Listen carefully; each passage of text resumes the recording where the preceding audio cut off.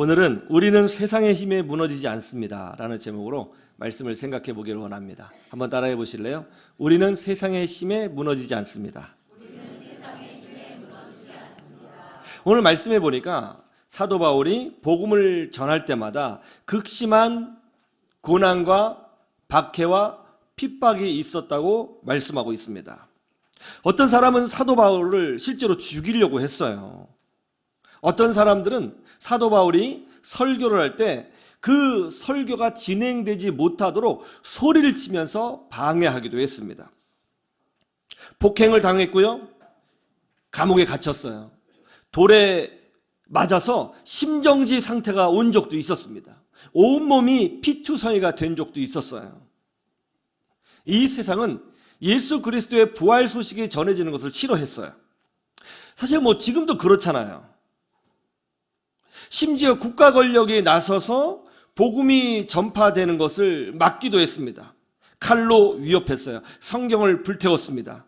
모든 권력과 힘을 다해서 조직적으로 성도들을 멸절시키고 성경을 불태우고 교회를 불태워서 예수 생명 복음이 이 지구상에서 사라지도록 애를 쓰고 힘을 다했습니다.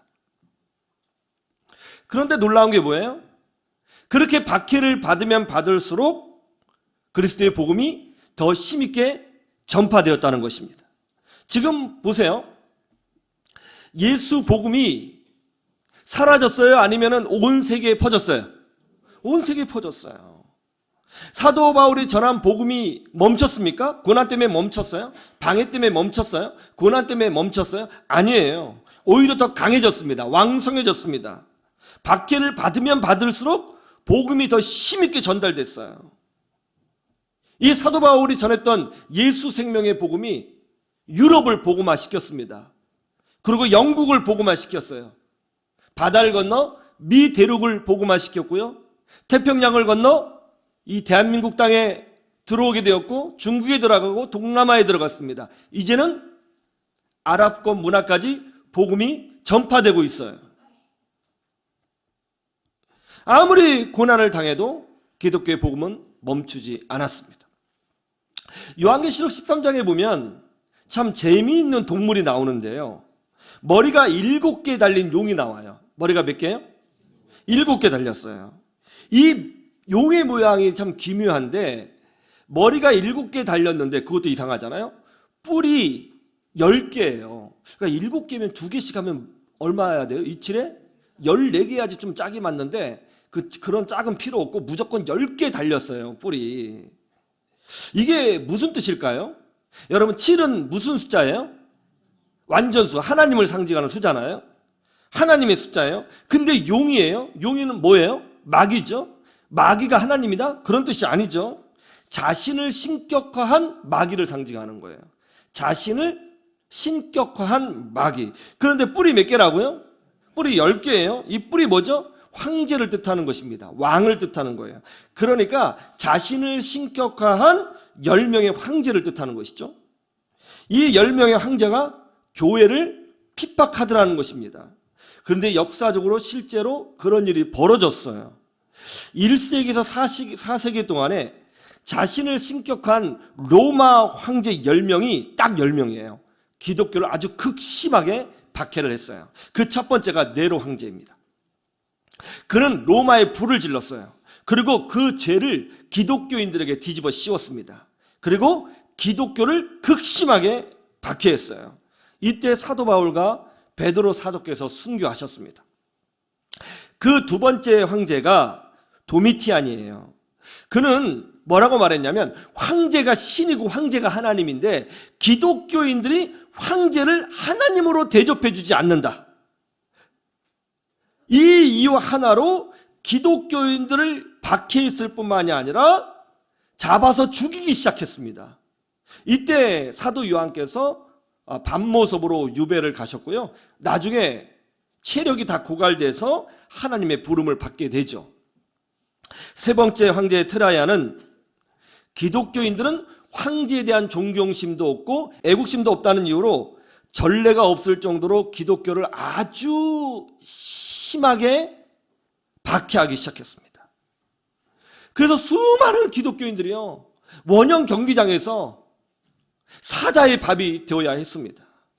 그리고 수많은 기독교인들이 동네마다 있는 그런 광장에서 화형을 당했습니다. 그리고 수많은 목사님들이 순교를 당했어요. 네 번째 황제가 하드리안입니다. 이 하드리안은 무슨 얘기를 하냐면, 로마 황제인 자신이 신이기 때문에 모든 것을 알고 있다고 얘기했어요. 자기는 얼굴만 딱 보면 안다는 거예요, 그 사람의 마음을. 그러면서 기독교라고 말했을 때 조금이라도 긍정적인 얼굴빛을 보이면 무조건 죽였습니다. 감옥에 가뒀어요. 그 사람이 기독교인이 아니어도 상관이 없었습니다. 다섯 번째 황제는 마르쿠스 아우렐리우스였습니다. 이 황제가 로마를 다스리고 있을 때 홍수가 났어요. 큰 홍수가 났습니다. 자연재해가 일어나게 된 것이죠. 그리고 지진이 났어요. 그런 후에 이제 전염병이 돌아서 많은 사람들이 죽었습니다.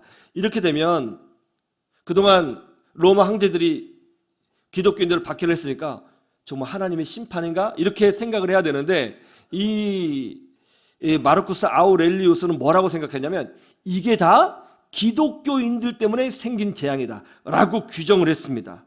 그러면서 기독교인들은 눈에 보이는 대로 죽여야 한다 하면서 끔찍한 대학살을 시작했어요.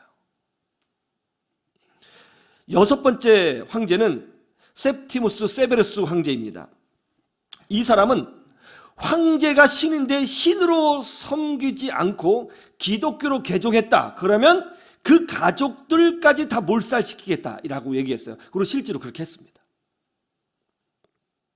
일곱 번째 황제는 막시무스 황제입니다. 그는 전략을 좀 바꿨어요. 기독교를 없애는 방법은 평신도보다 목회자다 이렇게 생각하고는 목회자만 집중적으로 죽이기 시작했습니다. 그때 정말 많은 성자들이 순교를 당했어요. 여덟 번째 황제는 데키우스 황제입니다. 그는 마음에 결단했어요. 이 로마 제국에서 기독교의 뿌리를 완전히 말살시켜야겠다. 그런데 이 로마에서만 기독교의 뿌리를 말살하는 것이 아니라 로마가 통치하고 있는 광대한 지역에 있는 모든 기독교를 아예 뿌리채 뽑아버리자, 그런 결단을 했습니다. 그래서 로마가 지배하고 있는 모든 지역에 공고를 내려서 기독교인들을 잡아 죽이라고 명령했어요. 그리고 황제가 신이니까 황제에게만 영광 돌리고 황제만 경배하라고 명령했습니다.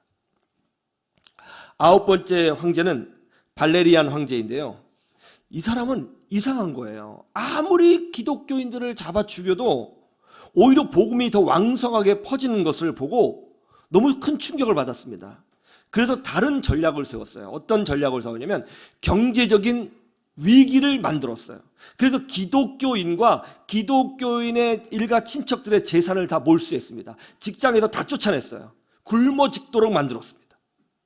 그리고 2명 이상 집회를 금지시켰어요. 그래서 기독교 자체가 아주 뿌리채 말라버리도록 그 토양을 만든 거예요. 마지막 10번째 황제는 디오클레티안 갈레리우스 황제인데요. 어떤 고난과 박해서도 교회가 계속 성장하고 있었거든요. 그러니까 이 갈레리우스 황제는 로마 제국에 있는 교회를 다 불태우고요. 근본적인 거, 성경을 불태우기 시작했습니다. 성경을 불태웠어요. 복음이 아예 전해지지 못하도록 한 거예요. 그래서 기독교인들은 죽이는 건 당연하고요. 그리고 기독교인들을 잡아가지고 어떻게 했냐면 로마 황제를 신으로 섬기는 제단 있잖아요. 그 제단에서 제물로 바쳤어요. 어떻게? 불에 태워가지고.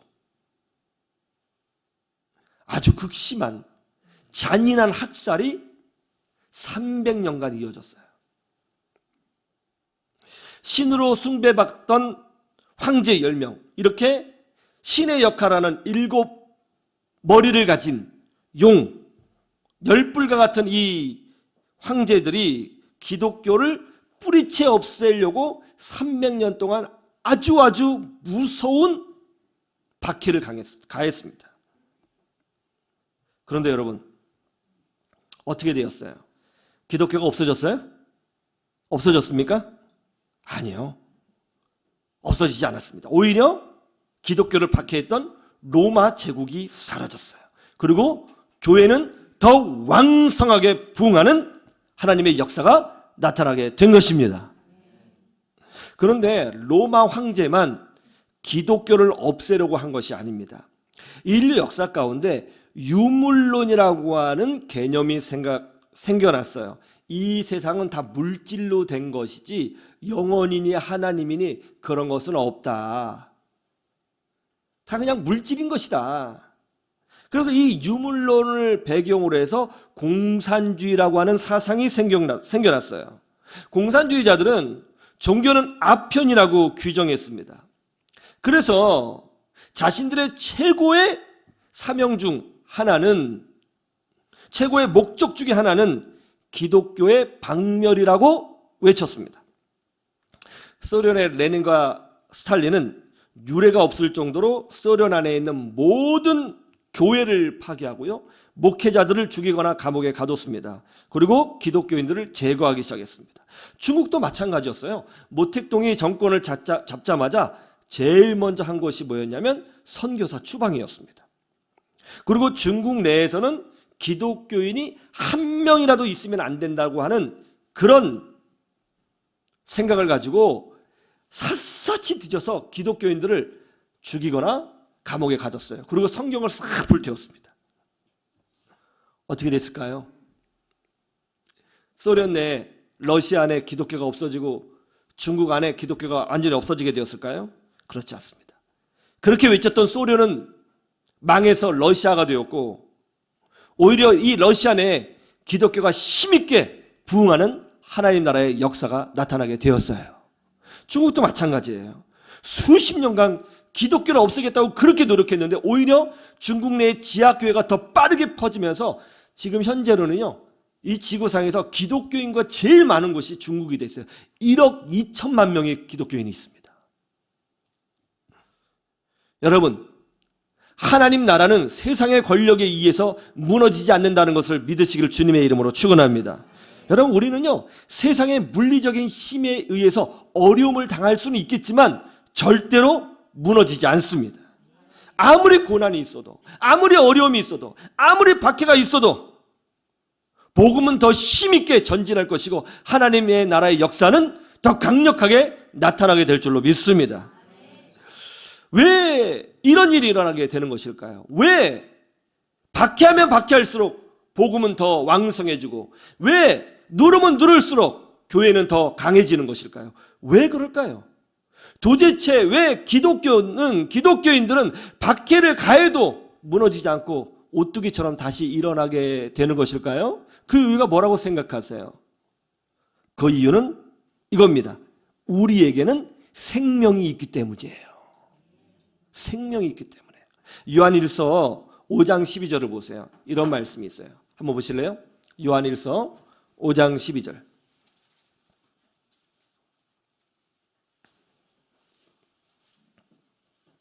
요한일서 5장 12절.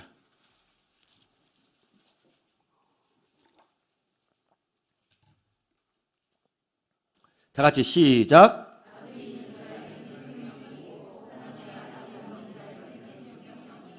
자, 예수 그리스도를 영접하고 예수님만 의지하는 자에게는 뭐가 있다고 그래요? 생명이 있어요. 우리가 이 세상의 힘에 굴복되지 않고, 이 세상의 조롱에 무너지지 않고, 이 세상의 권력에 흔들리지 않는 이유가 뭐예요? 생명이 있기 때문이에요. 길을 가다가 제 눈을 사로잡는 작은 풀들을 볼 때가 있어요. 어떤 풀인 줄 아세요? 아스팔트를 뚫고 나온 풀이에요. 여러분, 아스팔트가 얼마나 단단해요. 여러분, 혹시 아스팔트에 박치기를 해보신 분이 계세요? 넘어져서. 제가 해봤거든요. 아파요. 많이 아파요. 제 머리가 깨질지언정 아스팔트는 안 깨지는 줄로 믿으시기를 바랍니다. 안 깨져요. 정말 단단해요. 큰 트럭이 지나가도 무너지지 않아요. 그 단단한 아스팔트에 조그만 미세한 틈이 있잖아요. 그 틈을 뚫고 풀이 자라요. 아스팔트를 밀어내요.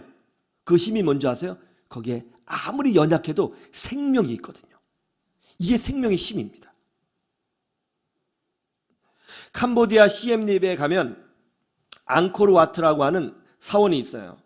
그 중에서 타프롬 사원에 가면 아주 놀라운 광경을 목격하게 됩니다. 앙코르와트 사원은 아주 엄청나게 큰 돌로 만들어진 사원이거든요. 그 규모가 대단합니다. 아주 큰 돌로 지어졌기 때문에 굉장히 견고해요. 전쟁 중에도 무너지지 않았던 사원입니다. 그런데 이 견고한 사원이 스펑나무라고 하는 나무에 의해서 완전히 다 박살이 났어요.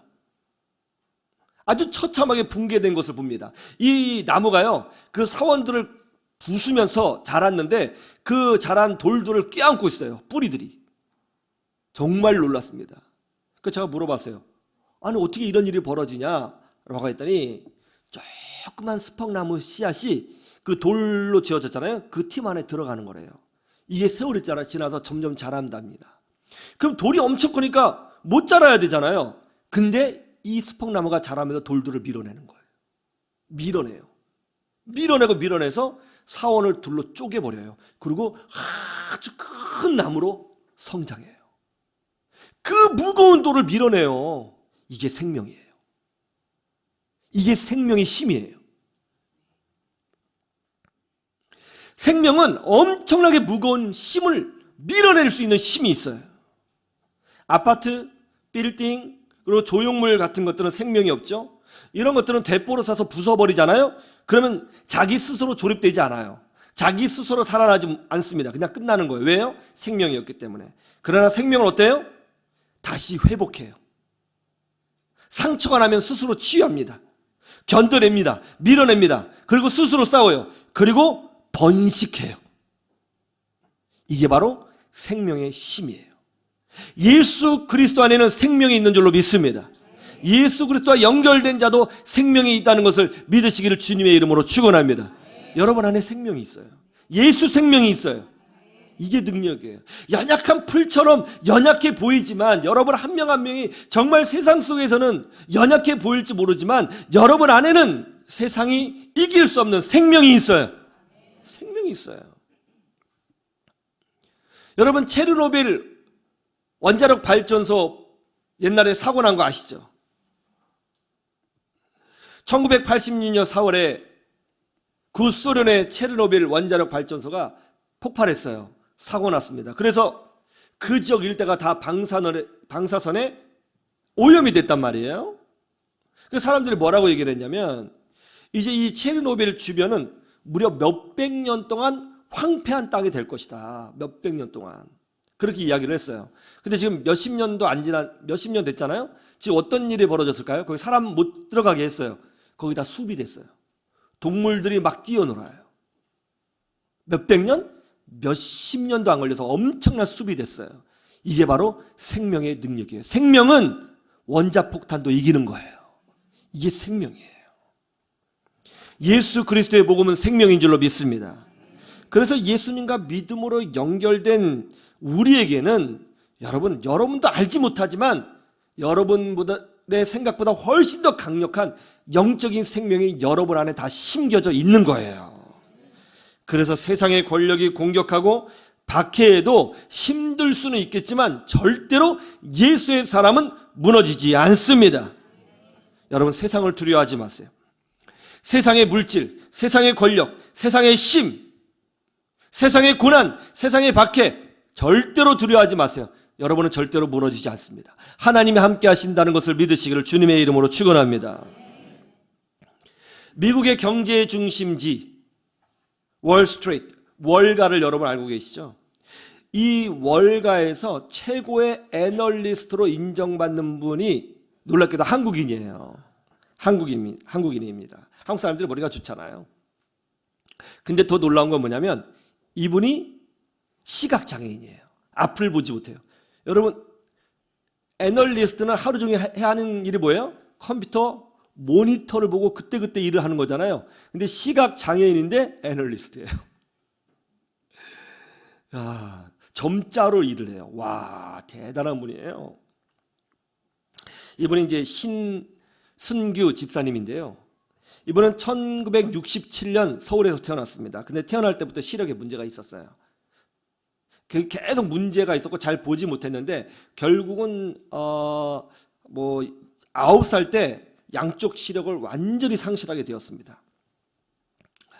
사람들은 안마사가 되어야 한다고 말을 했어요. 그때 이분의 어머니는 기도하는 믿음의 어머니였습니다. 하나님을 믿었어요. 하나님의 역사를 믿었어요. 할렐루야. 기도하면서 내 아들이 안마사가 되는 것은 아니다 생각을 하고는 피아노를 가르쳤어요. 대단해요. 눈이 안 보이는데 피아노를 가르쳐요. 그죠? 피아노를 가르쳤어요. 여러분, 악보를 볼 수 없어요. 그러니까 외워서 피아노를 쳐야 되잖아요. 피아노를 한 거예요. 열심히 피아노를 해갖고 피아노를 잘 치게 되었던 모양입니다.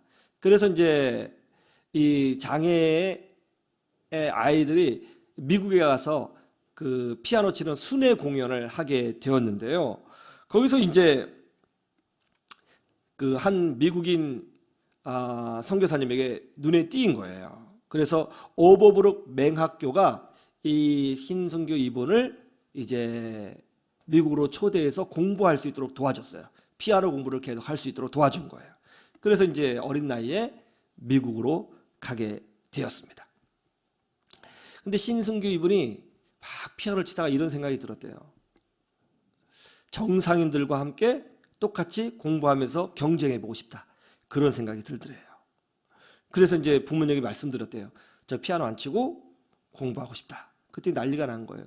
네가 여기에 미국에 오게 된 것도 피아노 때문에 왔고 이 장애를 극복하는 모습을 보여주는 것 때문에 사람들이 감동받아서 하나님께 영광을 돌리고 있는 건데 갑자기 공부를 한다니 무슨 이야기냐. 그리고 지금 장애인으로서 공부를 해서 정상회를 쫓아갈 수 있다는 것 불가능하다. 그냥 피아노 쳐라. 근데 자기는 공부하고 싶더라는 거예요. 그리고 피아노 칠 때도 사람들이 그렇게 막 뭐라고 그랬대요. 어떻게 그런 거 시키냐고. 그런 반대를 무릅쓰고 여기까지 왔는데 갑자기 또 진로를 바꾸니까 너무 힘든 거죠. 근데 자식을 이기는 부모는 없죠. 그래 네가 마음대로 해라. 이분이 이 점자로 공부를 했어요. 미국에서 막 공부를 정말 열심히 했어요. 기도하면서 공부하고 기도하면서 공부하고 꿈꾸고 공부하고 꿈꾸고 공부하고. 그래서 용기를 내서 대학에 지원했어요. 합격장을 3군데에 받았어요. 하버드 대학교 전액장학생, MIT 전액장학생. 거기 미국에서 거의 1등 했어요. 그래서 하버드 대학에 들어가서 전액장학생으로 심리학을 공부하고요. MIT에서 이제 경영학을 석사를 받았어요. 그러고 나서 또 고민했대요. 장애인들이 진출하지 못하는 분야가 뭘까? 시각장애인은 절대로 할 수 없는 일이 뭘까? 그걸 쭉 알아보니까 애널리스트는 시각장애인이 절대 할 수 없더래요. 그리고 한 된 사람도 없더래요. 그럼 내가 해야 되겠네. 그런 생각이 들었대요. 왜냐하면 하나님이 함께 하시니까. 이게 믿음이에요. 여러분, 믿음의 사람은 세상의 조건에 무너지지 않아요. 왜? 생명이 있으니까. 생명은 큰 돌을 밀어내요. 이분이요, 애널리스트 도전을 한 거예요. 깜짝 놀랐대요. 아니, 앞을 못 보는데 어떻게 일을 할 수 있느냐.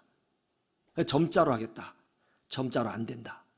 그러다 여러 가지 이 좌절과 반대와 차별 속에서 도전하고 도전해서 이분이 세계 최초로 시각장애인으로서 세계 최초로 금융, 공인, 재무 분석사를 취득했습니다. 그리고 월가에 들어가서 굉장히 일을 잘하는 한국인으로 인정받고 있는 거예요.